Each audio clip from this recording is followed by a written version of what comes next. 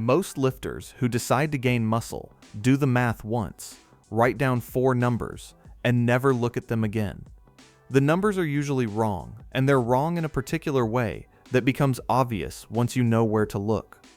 The mistake almost never lives in the protein. It lives in the surplus. People are careful about everything except the single figure that decides whether the next 6 months build muscle or just add weight. So this is how to calculate macros for a lean bulk, taken in the order the numbers actually depend on each other, which is not the order most online calculators hand you. There are 4 numbers in the end: calories, protein, fat, and carbohydrate. Only one of them is a guess, and the whole thing falls apart if you guess that one badly. It starts with maintenance, which is the number of calories that holds your weight exactly where it is. Not where you want it, where it is right now, this week, at your current activity. Most people reach for a formula here. Multiply their body weight by some figure they read somewhere, and treat the result as fact. The formula is fine as a starting estimate. A reasonable one puts maintenance at roughly 15 calories per pound of body weight for someone who trains a few times a week and is otherwise moderately active. For a man at 170 pounds, that lands around 2,550 calories a day. But I want to be honest about what that number is. It's a hypothesis. The formula doesn't know your job, your step count, how much you fidget, or how efficiently your particular body runs. The only way to actually know your maintenance is to eat at a steady, tracked intake for 2 weeks and watch the scale.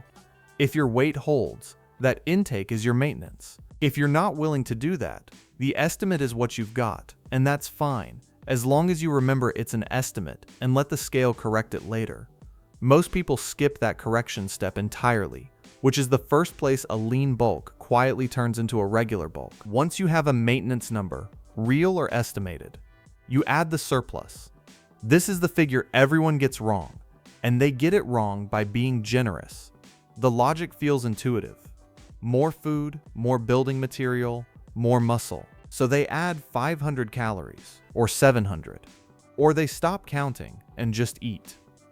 The body does not work on that logic. There is a ceiling on how much muscle you can build in a given week, and it's low. A natural lifter in their first serious year might build something like 2 pounds of muscle a month in a very good stretch. An intermediate lifter, far less. Every calorie you eat above what's needed to fuel that small amount of growth doesn't become muscle. It becomes fat, because there's nowhere else for it to go. This is the entire difference between a dirty bulk and a lean bulk, and it comes down to one decision made right here.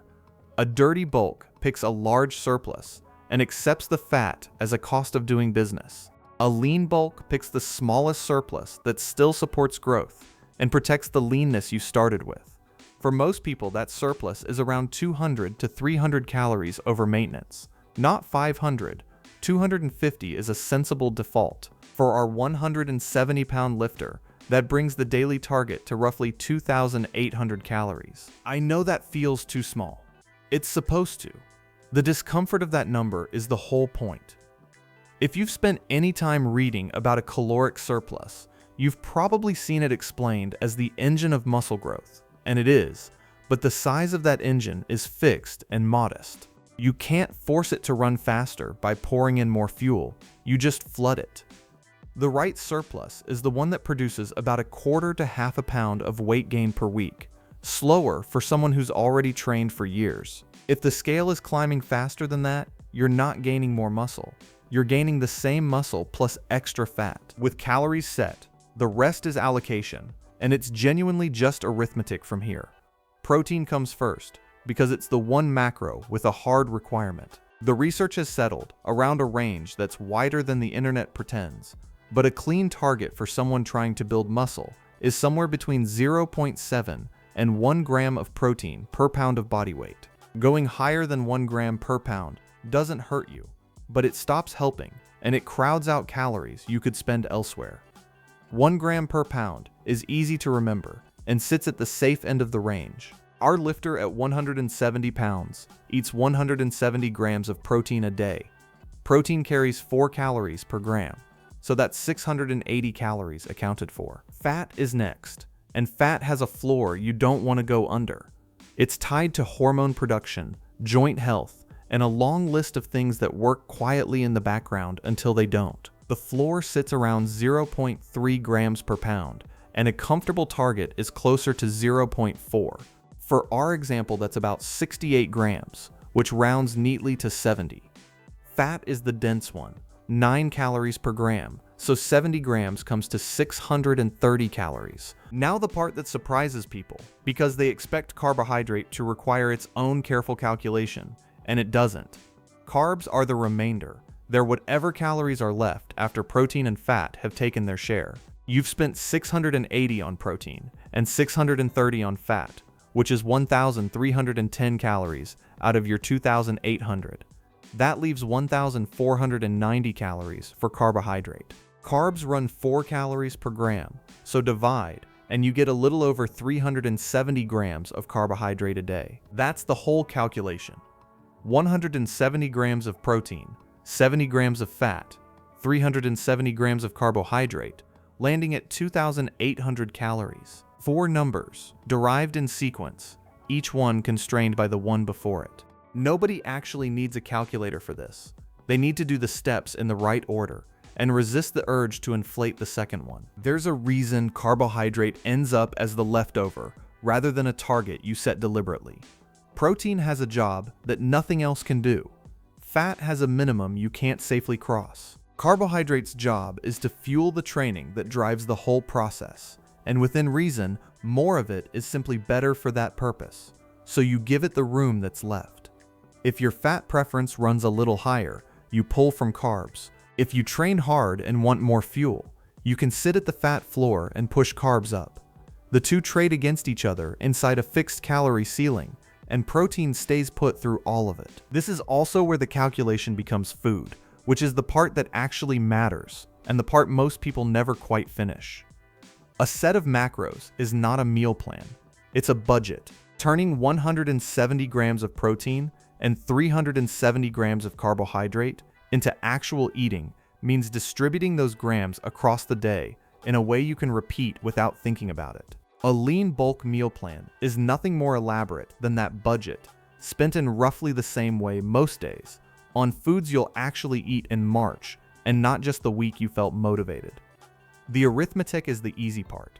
The repetition is the part that builds the physique. And then there's the thing the calculator can never tell you, which is whether your maintenance estimate was right in the first place.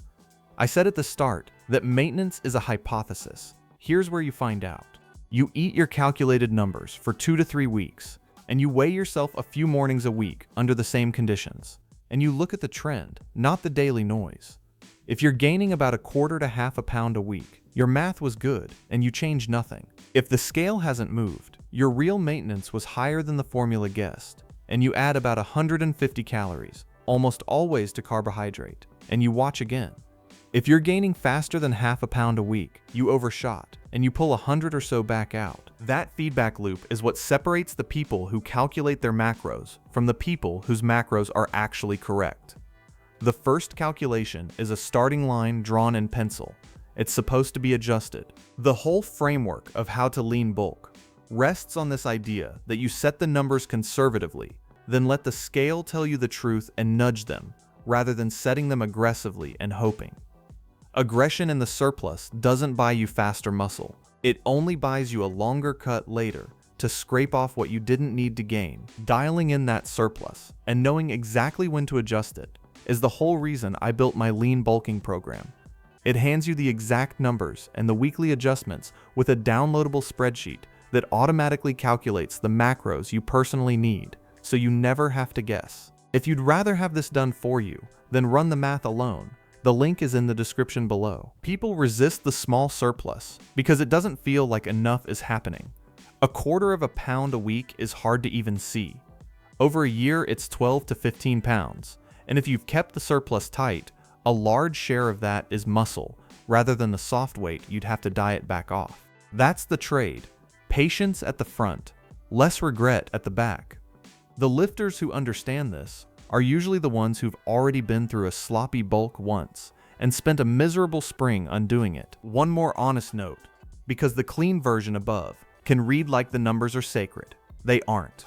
Body weight shifts day to day with water and salt and sleep, and your appetite won't always cooperate with a precise target. The point of calculating macros isn't to hit every gram every day. It's to know what range you're aiming for so that when you miss small, and you know which direction to correct. Someone tracking loosely against good numbers will outbuild someone tracking perfectly against bad ones every time. So when you sit down to do this, do it in order. Find or estimate maintenance. Add a small surplus, the smallest one that still produces slow, steady gain. Set protein at about a gram per pound. Set fat at its floor or a little above. Let carbohydrate take whatever calories are left. Then stop calculating and start eating, and let 3 weeks on the scale tell you what the formula couldn't. The math takes about 5 minutes. Getting the surplus right is the only hard part, and it was never really a math problem at all. Thanks for watching, and I'll see you in the next video.